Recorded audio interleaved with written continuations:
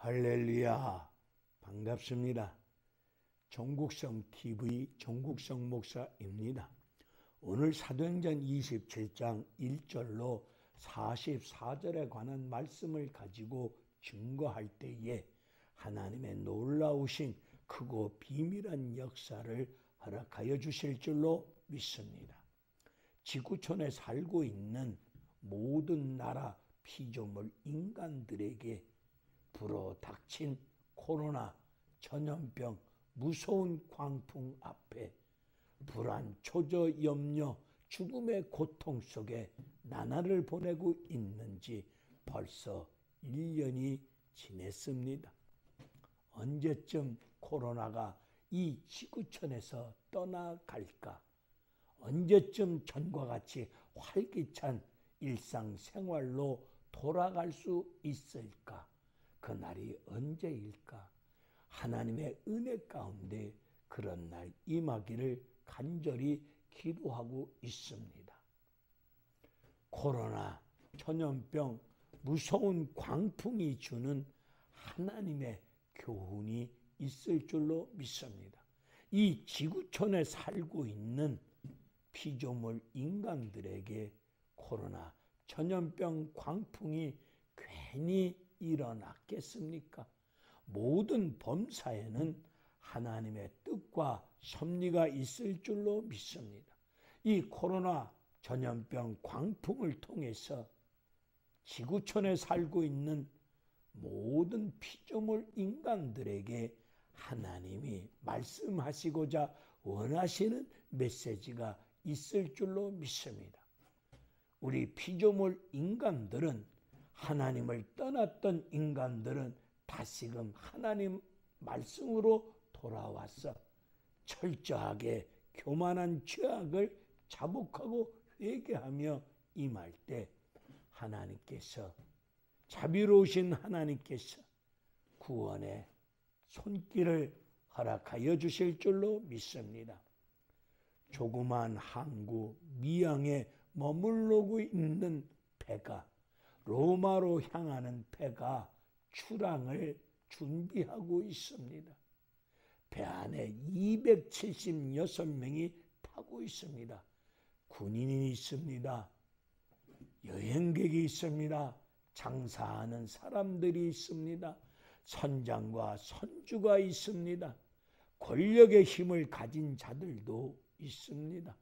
배 안에 탄 276명은 이 지구촌에 살고 있는 각양각층의 사람들, 피조물, 우리 인간들의 모습을 보여주는 말씀이기도 합니다. 바울이 276명을 향해서 권면합니다. 바울은 나이가 많아 늙었습니다. 죄수의 몸으로 끌려가고 있는 비참한 신세의 모습입니다. 허름한 옷차림을 가지고 있습니다. 우리는 허름한 옷차림을 가지고 하나님 말씀을 가지고 증거할 때, 권면할 때 겉모습을 보고서 허름한 겉모습을 보고 그 사람이 전하는 하나님의 말씀을 가지고 권면하는 하나님의 말씀을 귀담아 들으려고 하지 않고 겉모습이 초라하고 겉모습이 뭔가 있어 보이지 아니하면, 세련돼 보이지 아니하고 있어 보이지 아니하면은 무시하고 권면의 말씀을 받아들이지 아니하는 경우를 많이 봅니다. 바울이 권면합니다. 여러분이요, 이 미양에서 생활하기가 매우 불편하시겠지만은 겨울을 지나고 출항하십시다. 겨울을 지나지 아니하고 지금 출항하게 되면은 생명의 위협과 재산상의 많은 손해와 타격을 입을 수밖에 없사오니 불편하고 힘들더라도 겨울을 지나고 출항합시다. 바울은 고린도후서 11장 25절에 로마로 가는 바닷길 무려 13번 왔다 갔다 한 경험을 가지고 있습니다. 13번 중에 3번 파산의 위기를 통하여 죽음의 위기를 맛보았던 바울이 배 안에 탄 사람들 권면해 보았지만 배 안에 탄 사람들이 바울의 말을 귀담아 듣지 아니합니다. 헛소리하지 마세요. 지금 시방 뭔 소리 하시는 겁니까? 우리는 빨리 가서 물건도 팔아서 돈도 벌어야 되고 나의 가족이 기다리기도 하고 이런저런 목적을 들이대놓고 바울의 말을 귀담아 듣지 아니하고 무시합니다. 배의 총책임자인 백부장은 바울의 말보다 오늘 본문 27장 11절의 말씀을 보면 바울의 말보다 선장과 선주의 말을 믿고 배 안에 탄 사람들의 여론의 소리를 더 믿고 밀어붙입니다. 출항을 밀어붙입니다. 지금 대한민국 배는 어떻습니까? 광화문 광장, 서초동 법원 앞에서 좌파 우파가 떠들고 있는 여론의 소리에 밀려서 가진 자들, 돈 있는 가진 자들의 소리를 귀담아 듣고 권력의 힘을 가진 자들의 소리를 듣고 밀어붙이고 나아가는 대한민국 배는 아닙니까? 허름한 옷차림, 겉모습을 볼 때 볼품없는 사람이 기도하는 가운데 하나님 말씀을 받아 하나님 말씀 안에서 권면할 때에 우리는 겉모습을 보고 그 사람의 권면에 하나님의 말씀을 받아들이지 아니하고 무시해버리고 듣지 아니하는 이런 어리석은 모습을 갖추고 살아가고 있지는 않습니까? 배가 출항합니다. 남풍이 붑니다. 이때 사람들 또 떠들기 시작합니다. 거봐, 출항하기 잘했지. 내 말대로 출항하기 잘했지. 내 말이 맞았지. 남풍이 불고 있잖아. 지금 날씨도 좋잖아. 저 늙은 제수의 말을 들었더라면 큰일 날 뻔했어. 또 떠들기 시작합니다. 얼마 못 가서 유라굴로라고 하는 무서운 광풍이 휘몰아쳐 옵니다.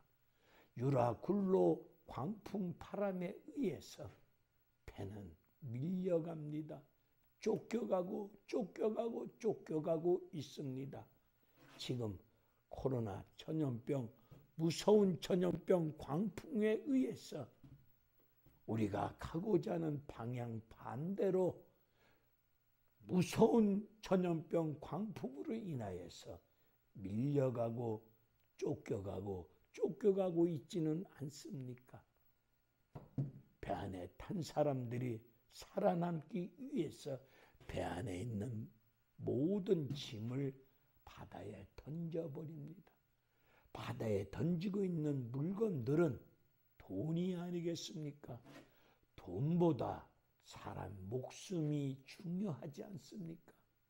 가지고 있는 물질, 돈 가지고 사람 목숨 살 수 있겠습니까? 돈보다 사람 생명, 목숨이 더 중요함을 깨달았기에 짐을 버립니다. 짐을 버려보았지만은 여전히 해와 별이 보이지 않고 구원의 여망이 보이지 않습니다.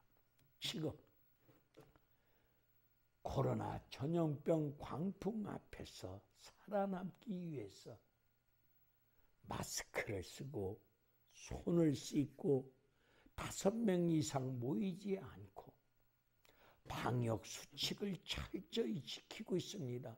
특별히 자영업자들은 살을 깎는 뼈를 깎는 고통과 아픔 속에서 물질의 손실을 감당하면서 버티고 견디고 버티고 또 버티고자 몸부림치고 있습니다. 그럼에도 불구하고 구원의 여망이 보이지 않습니다. 코로나가 쉽게 꺾이지 않고 있습니다. 유라굴로 광풍에 의해서 시달리고 배 안에 있는 짐을 다 버렸지만 여전히 바람에 광풍에 시달리고 있는 상황 속에서 배 안에 탄 276명은 무슨 생각이 들었을까요? 무슨 생각을 하고 있을까요? 우리가 처음부터 저 노인의 말을 들을 걸. 처음부터 저분의 말을 듣고 우리가 믿고 따랐어야 될 텐데 저분의 말을 듣지 못했고 따르지 못했던 것을 후회하면서 뒤늦게 저분의 말을 들을 걸 껄껄하면서 후회하고 있습니다. 27장 20절에서 24절 사이에서 하나님의 사람 바울에게 하나님이 말씀을 주십니다. 바울아, 두려워하지 말라. 너는 로마 황제 가이사 앞에 서야 되느니라. 오늘 하나님께서 유라굴로 광풍을 통해서 하나님 계획하신 바를, 하나님의 뜻과 계획을 바울에게 알려주십니다. 오늘 코로나 전염병 무서운 광풍을 통해서 한국교회를 향하신 하나님의 뜻과 구원, 하나님의 뜻과 계획하심을 알려주실 줄로 믿습니다. 하나님으로부터 말씀을 받은 바울은 죽음의 고통 속에 구원의 여망이 없는 상황 속에 시달리고 있는 배 안에 탄 사람들을 향해서 여러분이요, 안심하세요. 걱정하지 마세요. 이 배 안에 276 한 명도 죽지 아니할 것입니다. 안심하세요. 어젯밤에 하나님이 나에게 말씀하여 주셨습니다. 나는 하나님 말씀을 받았는데 하나님 말씀대로 그대로 이루어질 줄로 믿습니다. 하나님 말씀대로 그대로 될 줄로 믿습니다. 하나님 말씀을 외치고 증거합니다. 오늘 한국교회는 위로부터 말씀을 받아서 코로나 전염병으로 인하여서 불안에 떨고 있는 대한민국 배 안에 타고 있는 우리 대한민국 국민들을 향해서 여러분이요, 안심하세요. 두려워하지 마세요. 걱정하지 마세요. 하나님이 말씀하여 주셨습니다. 대한민국 배 안에 탄 우리 국민들 생명에 타격이 한 명도 없을 것입니다. 코로나는 그칠 것입니다. 떠나갈 것입니다. 전과 같이 활기찬 생활할 수 있도록 하나님이 구원하여 주실 줄로 믿습니다. 이렇게 하나님 말씀을, 구원의 기쁜 소식을 불안에 떨고 있는 백성들에게 전할 수 있는 우리 한국교회가 되어야 될 줄로 믿습니다. 오늘 27장 34절 이후의 말씀을 보면 배의 주도권이 백부장으로부터 바울에게 넘어왔습니다. 바울은 배의 주도권을 잡고 배 안에 탄 사람들을 향해서 또 말씀을 전합니다. 배 안에 탄 분들이요, 나부터 살아보겠느라고 이 배를 탈출하여 도망가는 자들은 다 죽을 것입니다. 백부장으로부터 배 안에 탄 사람들이 바울의 말을 믿고 따르기 시작합니다. 한국교회가 다시금 영권을 받아서 잃어버린 영권이 회복되어져서 말씀의 권세와 능력을 갖고 성령의 강력한 역사 속에 영권을 가지고 표류하고 있는, 바람에 쫓겨가고 있는 대한민국 국민을 향해서 하나님 말씀을 증거하면서 이 대한민국 배를 앞장서서 이끌고 나아갈 수 있는 교회가 되셔야 될 줄로 믿습니다. 교회가 다시금 영권을 받아서 대한민국 배를 이끌고 나아갈 수 있는 교회의 역사가 일어나야 될 줄로 믿습니다. 지금 우리 한국교회는 세상을 향해서 말씀을 전해 줘봤자 콧방귀 낍니다. 들으려고 하지도 않습니다. 잃어버린 영권을 회복하셔야 대한민국을 이끌고 나아갈 수 있는 우리 한국교회가 될 줄로 믿습니다. 그러기 위해서는 먼저 주의 종들인 목사님들로부터 가슴을 찢는 통회, 자보, 회개가 일어나셔야 되겠고, 돈에 미치지 말아야 될 줄로 믿습니다. 하나님 말씀 앞에 철저히 순종하시면서 하나님 백성들과 대한민국 백성들 앞에서 목사들이 하나님 말씀대로 믿고 따르고 순종하는, 하나님 말씀대로 사는 삶의 모습을 가지고 살아갈 때에 다시금 영권이 회복되어져서 그 영권을 가지고 대한민국을 영육간에 이끌고 나아갈 수 있는 우리 교회, 한국교회가 될 줄로 믿습니다. 오늘 27장 34절 이후에 바울은 배 안에 탄 사람들에게 음식을 나눠주며 떡을 뗍니다. 떡을 떼는 것을 성찬 예식이 아니겠습니까? 성찬 예식이 배 안에서 베풀어지면서 하나님께서 바울을 통하여 이렇게 말씀하여 주십니다. 바울은 성찬 예식을 거행하는 과정을 통하여 이 배 안에 276명 하나님께서 구원의 역사를 이루셨습니다. 오늘 이 말씀처럼 코로나 전염병 광풍으로 인하여 시달리고 있는 대한민국 국민들에게 하나님께서 이 광풍을 통해서, 이 코로나 전염병을 통해서 하나님의 구원의 역사를 이루어 가실 줄로 믿습니다. 그리고 하나님 말씀하신 대로 바울을 로마 광장에 세워놓습니다. 사도행전 28장 15절의 말씀을 보면 바울을 로마 광장에 세웁니다.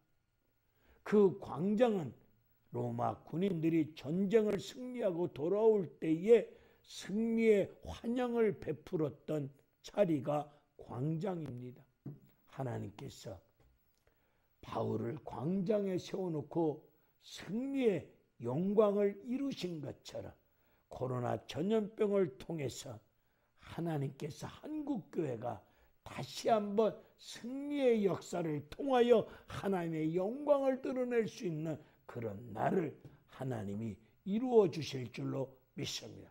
그 날을 바라보면서 영권을 받아서 하나님 말씀을 받아서 세상을 향하여 불안에 떨고 있는 사람들을 향해서 안심하세요. 걱정하지 마세요. 살아계신 하나님께서 예수 그리스도를 통해서 우리를 구원하여 주십니다. 이 기쁜 소식을 전할 수 있는 우리 교회가 되셔야 될 줄로 믿습니다. 할렐루야, 감사합니다.